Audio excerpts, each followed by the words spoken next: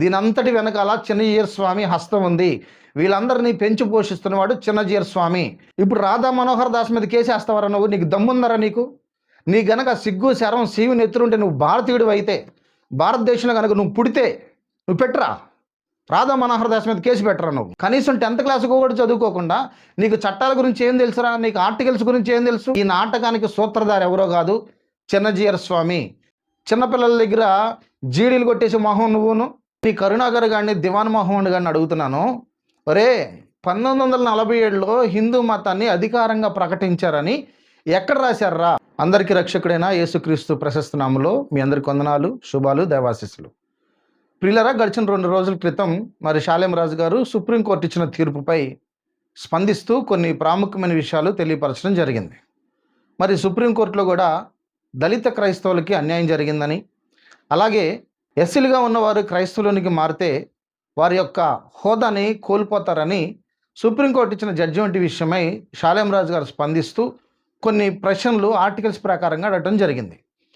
ఈలోగా మనోడు కర్రీ నాకర్, అదేనండి కరుణాకర్ సుగుణాగాడు, వీడు షాలేం రాజు గారి మీద ఒక వీడియో చేస్తూ చాలా విషయాలు దూషణంగా మాట్లాడుతూ, వాడు తెలిసిందే కదా, ఇంక వాడు నోరు తెరిస్తే బూతులే కదా, ఆ విధంగా షాలేం రాజు గారి గురించి మాట్లాడుతూ కొన్ని విషయాలు ప్రస్తావన చేశాడు.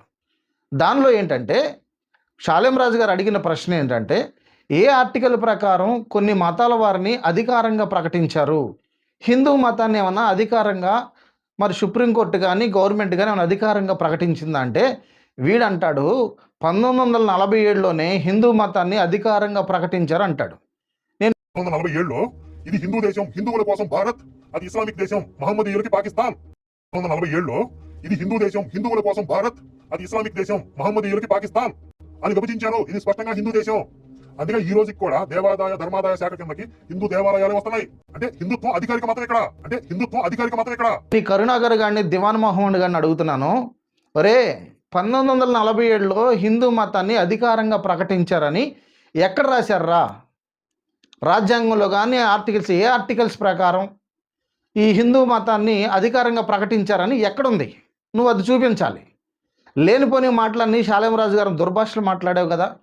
అసలు హిందూ అనే పదమే లేదని మీ గురువు గారు చిన్నజీయర్ స్వామి, మీ గురువు గారు ఉన్నాడు, వంగి వంగి దండాలు పెడతావు కదా, కాళ్ళకు దండాలు పెడతావు కదా. చదువు సంధ్య లేకుండా ఇసుక దెంబలమ్మడి తిరిగి ఏదో ఆ చిన్నజీయర్ స్వామి పుణ్యం అంట వీడు శివశక్తి ఆఫీస్ ఒకటి పెట్టుకున్నాడు. గతంలో వీడే చెప్పాడు, చిన్నజీయర్ స్వామి నాకు ఆశ్రయం ఇచ్చాడు, ఆ చిన్నజీయర్ స్వామి ఆశ్రయం ఇవ్వటం వల్లే 2 సంవత్సరాలైన ఆశ్రమంలో పెరిగాను, ఆయన దైవాలని ఈరోజు శివశక్తి ఆఫీసుని పెట్టుకున్నానని కరుణాకర్ గారు మాట్లాడటం జరిగింది.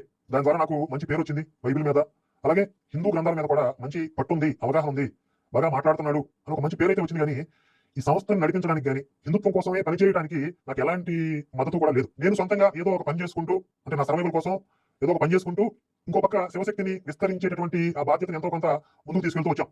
అయితే రాను నాకు బాగా భారం అయిపోయి ఇక ఈ భారాన్ని మనం మోయలేమని చెప్పి ఒక నిర్ణయం తీసుకుని తిరుగు ప్రయాణానికి సిద్ధమైనటువంటి సందర్భంలో నన్ను ఒక పెద్ద మనిషి శ్రీ చిన్నజీయర్ స్వామి వారి దగ్గర తీసుకొచ్చారు. అయితే వారి దగ్గరికి వెళ్లే ముందు చిన్నజీయర్ స్వామి వారి గురించి నేను విన్నటువంటి 1-2 విషయాలు ఏంటంటే, వారు తిరునామాలు ధరిస్తే తప్ప దగ్గరికి రానివ్వరు, శివ అనే పేరుని సహించరు, నువ్వు ఏకంగా శివశక్తి అని పెట్టుకున్నావు, అసలు దగ్గరకు కూడా రానివ్వరు అని ఎవరో ఒకటి నాకు చెప్పారు. ఎవరైతే ఒక పెద్ద మనిషి నన్ను వెంట పెట్టుకుని స్వామివారి దగ్గర తీసుకుపోయారో, ఈ అబ్బాయి దగ్గర బైబిల్ మీద, హిందుత్వ గ్రంథాల మీద బాగా పట్టుంది, స్టడీ చేశాడు, మాస్టర్లతో డిబేట్స్ కూడా చేస్తున్నాడు, కానీ ఇతనికి ఎలాంటి మద్దతు లేకపోవడం వల్ల ఇక్కడ నుంచి తిరిగి వెనక్కి వెళ్ళిపోయే ఉద్దేశంలో ఉన్నాడు అని చెప్పి ఆయన చెప్పారు. ఆ సమయంలో స్వామివారు నాతో డైరెక్ట్ గా మాట్లాడడం అదే మొదటిసారి. ఏదో 2-3 విషయాలు మాట్లాడారు, వారు ఒక అభిప్రాయానికి వచ్చారు. వెంటనే ఒక నిర్ణయం తీసుకుని ఈ అబ్బాయికి కావాల్సినటువంటి వసతి, భోజన ఏర్పాట్లన్నీ కూడా ఏర్పాటు చేయండి, తను వర్క్ చేసుకోవడానికి ఏమేమి అవసరమో అవన్నీ మన ఆశ్రమం నుండి ఏర్పాటు చేయండి అని చెప్పారు. నిజానికి ఆ టైంలో నా పట్ల ఆయన బాధ్యత తీసుకోవాల్సిన అవసరం లేదు, నా వల్ల వారికి కించిత్ ఉపయోగం అంటూ ఏమీ లేదు. అసలు నేను భవిష్యత్తులో ఏమవుతానో కూడా చెప్పలేం కదా. ఎవరో ఒక అనామకుడు, అతనికి ఎలాంటి ఆధారం లేదు అని అంటే అతన్ని తీసుకొచ్చి అతనికి కావాల్సినటువంటి సహాయ సహకారాలు అందించి నువ్వు చక్కగా పనిచేయి, హిందుత్వం కోసం నువ్వు పనిచేయి, అతనికి కావాల్సినటువంటి సహాయ సహకారాలు అందించి నువ్వు చక్కగా పనిచేయి, హిందుత్వం కోసం నువ్వు పనిచేయి, నీకు కావాల్సినటువంటి వసతి ఏర్పాటు మేము చేస్తాము అని బాధ్యత తీసుకోవాల్సిన అవసరం వారికి లేదు. అందులో నేను శివశక్తి అని పెట్టుకున్నాను. నేను ఉన్నదాని ప్రకారం అసలు దాన్ని ఎంటర్టైన్ చేయాల్సిన అవసరం లేదు. మీ అందరికీ ఈ రోజు ఈ ముఖంగా నేను చెప్తుంది ఏంటంటే, ఈ రోజు శివశక్తి అనే ఒక సంస్థ ఉన్నది అని అంటే ఆ రోజు చిన్నజీయర్ స్వామి వారు తీసుకున్నటువంటి బాధ్యత. ఈ రోజు శివశక్తి అనే ఒక సంస్థ ఉన్నది అని అంటే ఆ రోజు చిన్నజీయర్ స్వామి వారు తీసుకున్నటువంటి బాధ్యత, వారి యొక్క దూరదృష్టి, వారి యొక్క దార్శనికత అనేది లేకపోతే ఈ రోజు శివశక్తి అనే సంస్థే మనుగడలో లేదు. నేను వారి యొక్క ఆశ్రమంలో సుమారు ఒక 2 సంవత్సరాలు అక్కడే ఉన్నాను. ప్రతిరోజు స్వామివారిని చూస్తూ ఉన్నాను. వారి దైనందిన జీవితం ఎలా ఉంటుంది. ఇక విషయానికి వస్తే హిందూ మతం గురించి వీడు మాట్లాడాడు కదా, అసలు వీడు గురువు గారు చిన్నజీయర్ స్వామి మతోన్మాదుల్ని పెంచి పోషిస్తున్న చిన్నజీయర్. ఎందుకంటే అది నా నోటితో చెప్పలే, కరుణాకర్ గారు చెప్పాడు. నేను హిందూ మతాన్ని అధికారంగా ప్రకటించారంటే ఎవరు ప్రకటించారు, ఏ ఉత్తర్వుల ప్రకారం ప్రకటించారు, ఏ కోర్టు ప్రకటించిందో ఈ ఈ సుంటనాయాలు కూడా చెప్పాలి. అయితే దీని విషయమై హిందూ మతం గురించి వీళ్ళ గురువు చిన్నజీయర్ స్వామి ఏం మాట్లాడాడో ఒకసారి మనం విందాం. వంశాల నుంచి వచ్చిన వాళ్ళం మనం అందరం. ఏ జాతి, మన జాతికి పేరేమి? భారత జాతి. భారత జాతి. నిన్న మొన్న వచ్చి ఎవరు పెట్టారండి పేరు నువ్వు హిందూ అని మన తిట్టడానికి. మీరు ఆ సింధు హిందూ ఇది పేరు పెట్టుకుంటే ఇప్పుడు ఆ పేరు ఎందుకు వచ్చింది? ఎవడో పెట్టాడు ఒకడు. హిందూ అనే పదానికి అర్థం కాఫిర్ అని అర్థం. కాఫిర్ అంటే దౌర్భాగ్యుడు అని అర్థం. చూడండి, చిన్నజీయర్ స్వామి ఏ కరుణాకర్ గారి గురువు గారు అయితే చిన్నజీయర్ స్వామి అని చెప్పుకుంటున్నాడో ఆ చిన్నజీయర్ స్వామి చెప్పాడు, ఎవడో వచ్చి పెట్టాడండి హిందూ అని పేరు, అది సింధు నది పేరు. హిందూ అనే పదానికి అర్థం ఏంటంటే దౌర్భాగ్యుడు అట. నేను చెప్పట్లేదండి, చిన్నజీయర్ స్వామి చెబుతున్నాడు. మళ్ళీ ఒకసారి హిందూ అనే పదానికి అర్థం కాఫిర్ అని అర్థం. కాఫిర్ అంటే దౌర్భాగ్యుడు అని అర్థం. దౌర్భాగ్యుడు అని అర్థం అట. మీరంతా అదే జాతి వాళ్ళు కావాలి. ఇప్పుడు చిన్నజీయర్ స్వామి ప్రకారం కరుణాకర్ ఎవరండి? దౌర్భాగ్యుడు. చిన్నజీయర్ స్వామి చెప్తున్నాడు హిందూ అన్న పదానికి దౌర్భాగ్యుడు అని అర్థం అని చిన్నజీయర్ స్వామి చెప్తే, వీడంటాడు హిందూ మతాన్ని అధికారంగా మతంగా ప్రకటించారు. అదే మరి మీ గురుగారు ఏంద్ర ఎట్లా చెబుతున్నాడు? నిద్రమోహోడా. ఆ పనికి వాళ్ళనోడికి ఆ వైనం తైనం తెలియదు. ఈ విషయంలో కరెక్ట్గానే చెప్పాడు చిన్నజీయర్ స్వామి. సింధు అనే నది నుంచి హిందూ అనే పదం వచ్చింది. హిందూ అనే పదానికి దౌర్భాగ్యుడు. మీరందరూ దౌర్భాగ్యులేమో కానీ నేను దౌర్భాగ్యుడు కాదు అని మే చిన్నజీయర్ స్వామి చెప్పాడు. హిందూ మతాన్ని అధికారంగా ప్రకటించలేదు, అసలు హిందూ పదం అనేదే వాడకూడదు అని. ఇదిగో నేను మీకు ఒక ఆర్డర్ చూపిస్తాను, జాగ్రత్తగా వినండి ఒక్కసారి. నేను మీ స్క్రీన్ మీద కూడా డిస్ప్లే చేస్తున్నాను, చూడండి ఒక్కసారి. ఇది this chief secretariats all state governments union territory administrations. ఇది ఎవరు ఇచ్చారంటే మినిస్ట్రీ ఆఫ్ హోమ్ అఫైర్స్ వాళ్ళు ఇచ్చింది. ఇది ఒకసారి నేను చదువుతాను, వినండి. Subject: need to avoid the use of term Hindu in respect of Indian in official communication by order dated 11/12/1995. అరే కరుణాకర్గా జాగ్రత్తగా వినరా. 11/12/1995 of honourable supreme court. The government mandated that the word Hindi is not a religion, it is a word of Galigola. The Shivalinga is an also absence word in expression and exhibition of public place. Third, the government of India, Ministry of Home Affairs, directed to all the state governments, union territory administrations were requested to avoid overall charge of religion. The term Hindu should not be used. అరే ఇది government of India ఇచ్చిందిరా, ఇది ministry of home affairs ఇచ్చారు. ఏమంటున్నాడు? Date 11/12/1995లో ministry of home affairs వాళ్ళు supreme court ద్వారా ఈ order వచ్చింది. ఏంటి? ఏమని? హిందూ అనే పదాన్ని వాడకూడదు. ఇది నేను చెప్పింది కాదు రే, సుప్రీంకోర్టు ఇచ్చిన ఆర్డర్ ఇది. 1995లో హిందూ అనే పదం అసలు వాడకూడదు, ఆ రిలీజియస్ పదమే కాదు, దాన్ని బ్యాన్ చేయాలని చెప్పి ఇక్కడ మాట్లాడటం జరిగింది. ఇప్పుడు చెప్పరా కరుణాకర్గా, నువ్వు చెప్పే అబద్ధాలను ఇక్కడే స్పష్టంగా అర్థమైపోతున్నాయి కదా. ఎవడైతే ఈ కరుణాకర్ గారి వీడియోలు చూస్తున్నాడో మీరు కూడా ఆలోచన చేయాలి. హిందూ అనే పదము సింధు అనే నదిలో నుంచి వచ్చింది.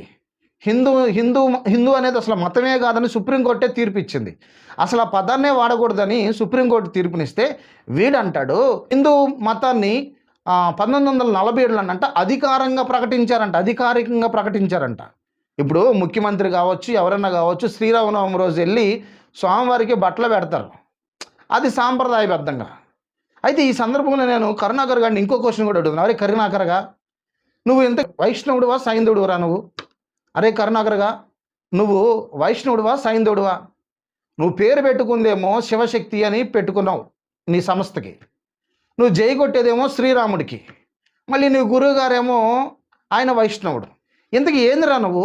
ముగ్గురు గేమ్లు ఆడుతున్నావుగా. ఓ పక్కన హిందువులు మోసం చేస్తున్నావు, ఓ పక్కన చిన్నజీయర్ని మోసం చేస్తున్నావు, పేరేమో శివశక్తి అని పెట్టుకున్నావు. నువ్వు వైష్ణవుడివా సైంధవుడివా లేకపోతే ఏంటి శ్రీరామ భక్తుడివా? ఎవరు నువ్వు? ఈ వీడియో చూస్తున్న విఘ్నులందరూ గమనించాలి. వీడు ఎంత నాటకాలు ఆడుతూ ఉన్నాడంటే, ఇంకా శాలేమరాజు గారు గవర్నమెంట్ని ప్రశ్నిస్తే ఈయన సుప్రీంకోర్టుకి ధిక్కారంగా మాట్లాడుతున్నాడు. శాలేమరాజు గారి మీద సుప్రీంకోర్టులో కేసు వేయాలి, ఇతన్ని కేసు పెట్టాలి, ఎందుకంటే రాజ్యాంగానికి వ్యతిరేకంగా మాట్లాడుతున్నాడని కరీనాకర్ గారు అంటున్నాడు. ఈ అధవనాయాలు. అరే, సుప్రీంకోర్టుకి వ్యతిరేకంగా మాట్లాడింది శాలేమరాజు గారు కాదురా, జస్ట్ ప్రశ్నించారు. మీరు 1950 నువ్వు చెప్తున్నావు కదా 1950 బాబు రాజేంద్ర ప్రసాద్ అని, దాన్ని అమెండ్మెంట్ ఇంకా చేయలేదు. ప్రెసిడెన్షియల్ ఆర్డర్ తీసుకొచ్చారు కానీ దాన్ని చట్టబద్ధం చేయలా. చట్టబద్ధం చేయకుండానే చట్టబద్ధం చేసినట్టుగా ఈరోజు సుప్రీంకోర్టు తీర్పు ఇచ్చారు. దాన్ని శాలేమరాజు గారు ప్రశ్నించారు. ఆర్టికల్ 25, ఆర్టికల్ 14, ఆర్టికల్ 15 ప్రకారం మత స్వేచ్ఛ ఉంది, ఎవరికి మతం మారినా ఆ కులంలో ఉన్న హోదాలు పోవని ఏ ఆర్టికల్లో రాయబడలేదు. దాన్ని శాలేమరాజు గారు ప్రశ్నించారు. దానికి వీడంటాడు సుప్రీంకోర్టు కేసు వేయాలి, ఇతన్ని జైల్లో పెట్టాలంటున్నాడు. అరే, జైల్లో పెట్టాల్సింది ఎవడురా? మీ రాధా మనోహర్ దాస్ గంట డిచ్కి బాబా గడు ఉన్నాడు కదా, నీతో 100 మందిని కనాలనిపిస్తుందని ఒక అమ్మాయితో మాట్లాడాడు కదా.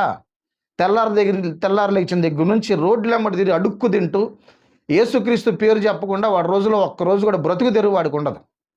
అందరి దగ్గరికి వెళ్ళి యేసుక్రీస్తుని దూషించి వాళ్ళ ద్వారా డబ్బులు యాచించి ఆ వచ్చే బిచ్చం మీద బతుకుతున్నాడు ఈ డిచ్కి బాబాగాడు. ఈ డిచ్కి బాబాగాడు రా సుప్రీంకోర్టుని వ్యతిరేకించింది. ఒకసారి ఆ డిచ్కి బాబాగాడు గాడు ఏమన్నాడు, మీ రాధా మనోహర్ దాస్ గారు ఏమన్నాడు ఒకసారి ఇన్రా కదా అవును.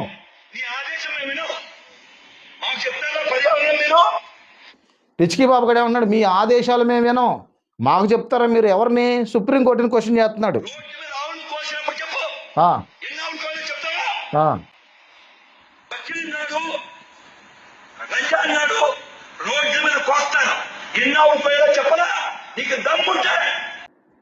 ఇప్పుడు ఈ డిచ్కి బాబా గారు ఎవరికి వ్యతిరేకంగా మాట్లాడుతున్నాడు? సుప్రీంకోర్టు తీర్పుని ఎగతాళి చేస్తున్నాడు. ఇంకా ఏమైనా భయంకరమైన మాట్లాడినాడు చూడండి ఒక్కసారి.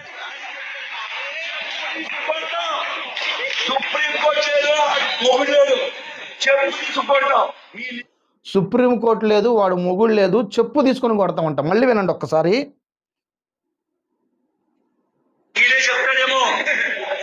మళ్ళీ జాగ్రత్తగా వినండి ఒకసారి. అరే కరీనాకర్ గారు నువ్వు కూడా వినరా?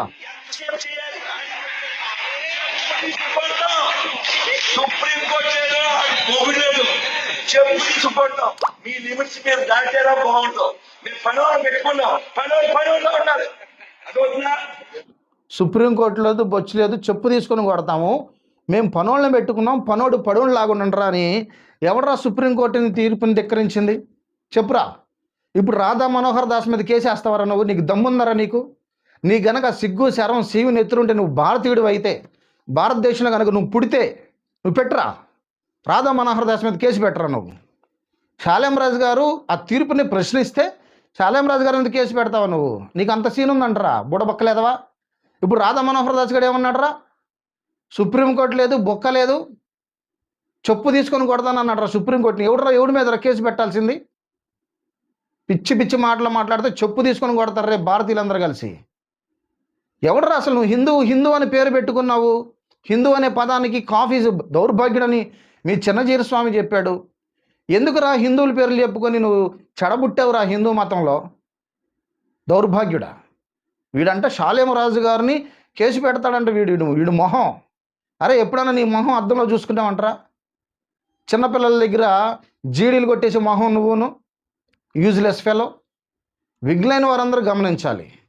ఇప్పుడు దళితులకి వ్యతిరేకంగా క్రైస్తవులానికి మారితే వాళ్ళ హోదాను కోల్పోయిద్దని జడ్జిమెంట్ తీర్పునిచ్చి సుప్రీంకోర్టు తీర్పునిస్తే ఆ తీర్పు చాలా తప్పు. అందరూ దాని విషయంలో స్పందిస్తున్నారు.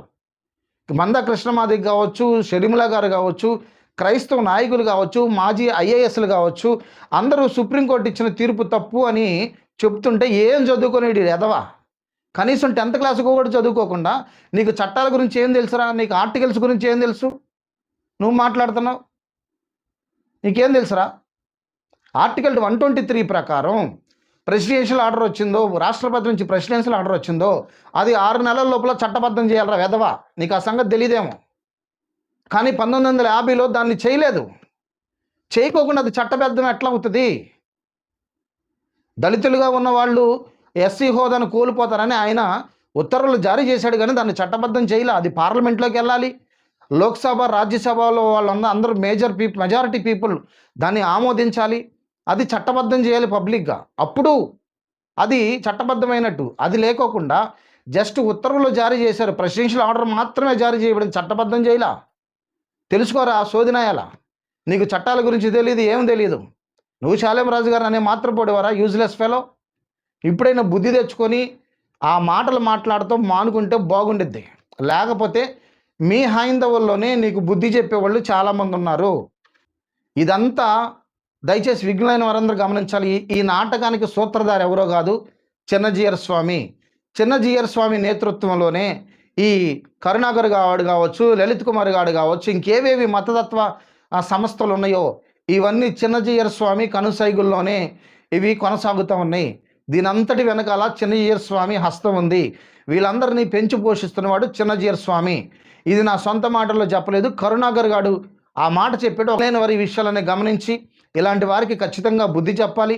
అలాగే దళిత క్రైస్తవులు, దళితులుగా ఉండి క్రైస్తవులుగా మారిన వాళ్ళు కూడా ఈ కరుణాకర్ గాడికి చెప్పు దెబ్బలాగా మీరు కూడా సమాధానం చెప్పాలని కోరుకుంటూ నా మాటలు ముగిస్తున్నాను. Praise the lord.